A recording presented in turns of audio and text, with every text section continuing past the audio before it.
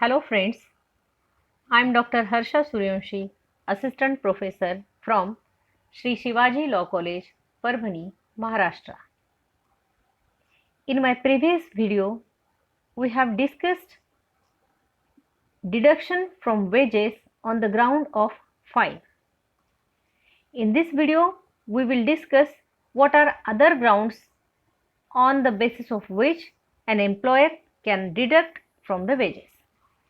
Employer ऐसे कौन सी परिस्थितियों में वेतन में से कटौती कर सकता है, ये हम देखेंगे.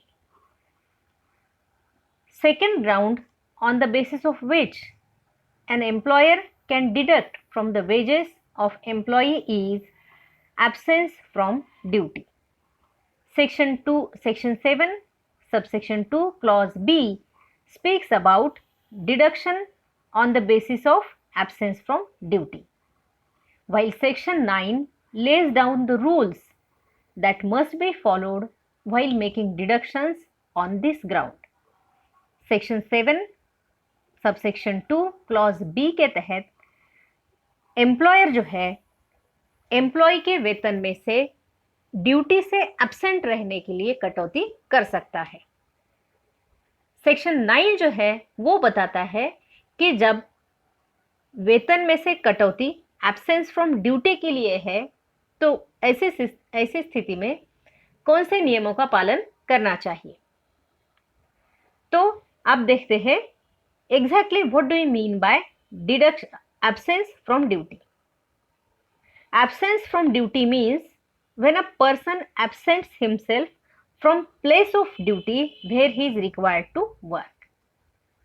जहां पे उसे होना चाहिए काम के लिए, उस जगह पर अगर वो नहीं है तो इसे हम कहेंगे absence from duty.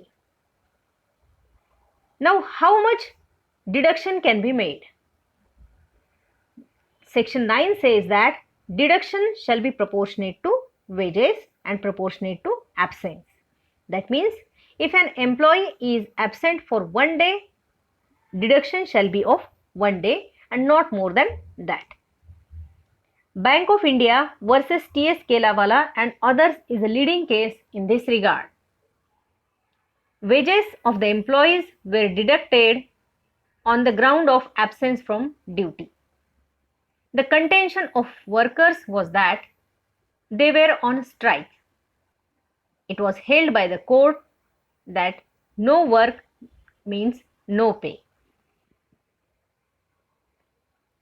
An employer can also deduct from the wages of an employee on the ground of damage or loss of goods. Section 7, subsection 2, clause C says that an employer can deduct on the ground of damages to the goods or loss of goods. अगर employ के हाथों कोई goods जो है, कोई चीज़ें अगर damage होती है या फिर गुम हो जाती है तो ऐसी चीज़ों के लिए एम्प्लॉयर जो है एम्प्लॉय के वेतन में से कटौती कर सकता है. लेकिन इसके लिए ज़रूरी है कि एम्प्लॉय के पास वो चीज़ें दी गई हो. That means the goods must have been entrusted to the employee. When an employer can deduct from the wages only if the loss of goods is attributable to the neglect or default of the employee. यानी कि अगर employ के neglect या default की वजह से अगर चीजें गुम हो जाती है तभी उसके वेतन में से कटौती होगी, अदरवाइज नहीं होगी. Section 10 of the Act lays down rules for deduction on the ground of damages to or loss of goods. अब डिडक्शन करते वक्त ये ध्यान रखना चाहिए कि जो भी डिडक्शन किया जाता है वो गुड्स का या चीज़ों का जो नुकसान हुआ है या चीज़ें गुम हो गई उनके प्रपोर्शन में ही होना चाहिए. All such losses or damages must be recorded in a register. An employer can also deduct from the wages of an employee on the ground of provision of house accommodation. Section 7, subsection 2, clause D says that an employer can deduct from the wages of an employee if the employer has provided house accommodation. अगर employer ने house accommodation provide किया है तो house accommodation के लिए employer जो है employ के वेजेस में से, वेतन में से कटौती कर सकता है। Section 11 lays down conditions for deduction. पहली कंडीशन ये है कि एम्प्लॉय ने एकोमोडेशन एक्सेप्ट करना चाहिए। अगर एम्प्लॉय एकोमोडेशन नहीं एक्सेप्ट करता है तो उसके वेतन में से कटौती नहीं होनी चाहिए। अब कटौती कितनी होनी चाहिए? The deduction on ground of house accommodation shall not exceed equivalent to house accommodation. House accommodation के लिए कितना दिया गया है उतना ही उसमें से डिडक्ट होना चाहिए। यहाँ पे रेडी रेकनर्स का रेफरेंस लिया जा सकता है। जैसे जिस शहर में रेडी रेकनर के हिसाब से जो भी रेट्स फिक्स किए गए हैं, according to those rates deductions can be made. Now let us see what are other authorised deductions. An employer can deduct for recovery of advances.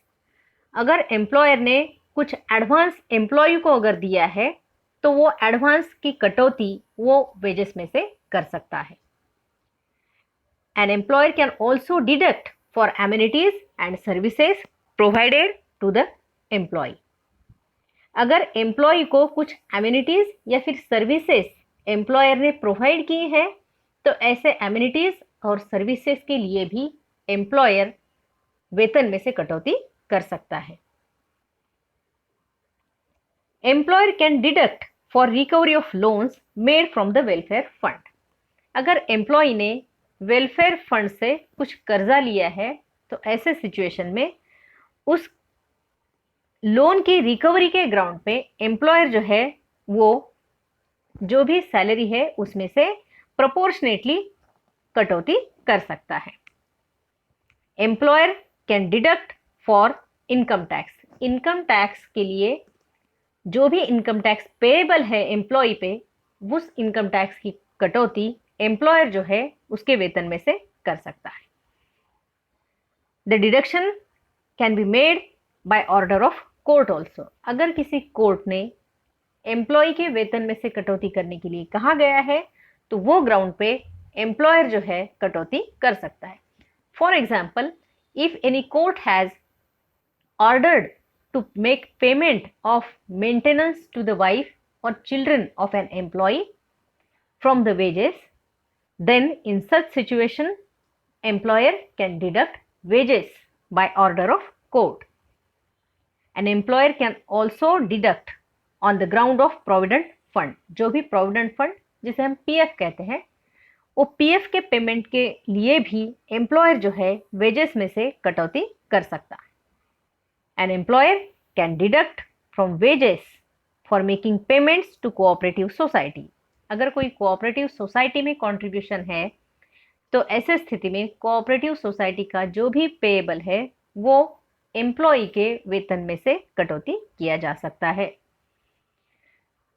Deduction can be made with the consent of employed person. अगर employed person consent देता है किसी चीज के लिए, deduction के लिए, तो ऐसे सिचुएशन में डिडक्शन किया जा सकता है।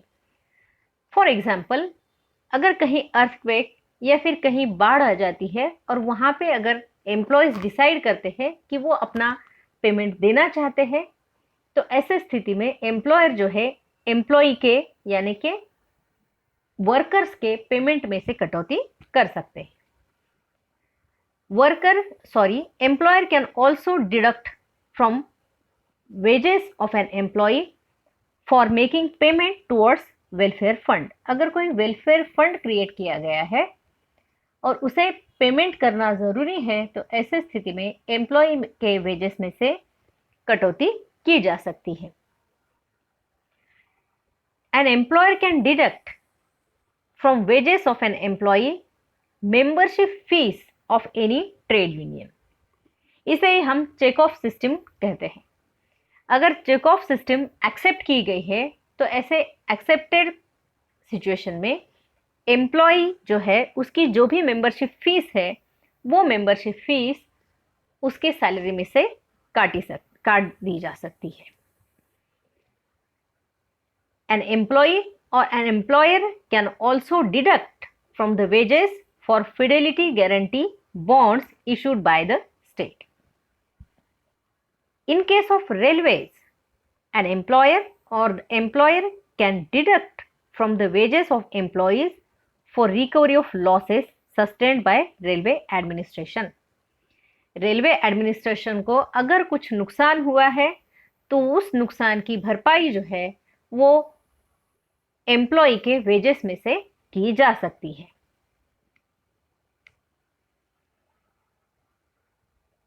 Deduction can also be made for losses caused due to failure of proper collection और charges.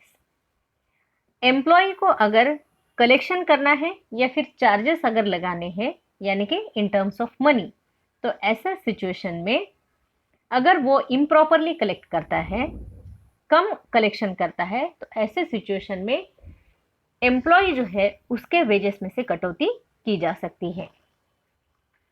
Deduction can also be made for recovery of losses due to incorrect refunds. This specially happens with employees working in financial institutions. Deduction can also be made for Prime Minister's National Relief Fund. So these are various circumstances when wages can be deducted on different grounds. Thank you friends for watching the